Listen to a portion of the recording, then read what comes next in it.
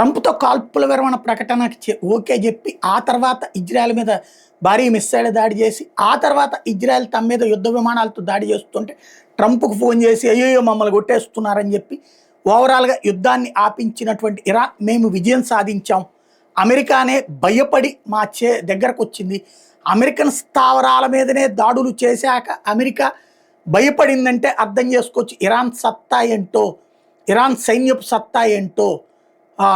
యుద్ధం విరమించమని బతిన్లాడాడు, కాళ్ళ వేళ్లబడ్డాడు, ఇజ్రాయెల్ అమెరికాలు చివరికి భయపడి సచ్చినాయి అన్నటువంటి అక్కడ చెప్పుకోవడానికి ఉపయోగపడింది. అదే ప్రకటన చేస్తోంది. నెంబర్ 2 వచ్చేటప్పటికి అణ్వాయుధాల ఇష్యూ కారణంగా మళ్ళీ ప్రపంచం అంతా ఒకటై మళ్ళీ అమెరికా వెనకాల ఇజ్రాయెల్ వెనకాల ఉంటుందేమో అని భయపడి అణు సామర్థ్యం ఏదైతే ఉందో యురేనియాన్ని శాంతియుత ప్రయోజనాలకు వాడతాం, అణ్వాయుధం తయారు చెయ్యం అని ప్రకటించింది.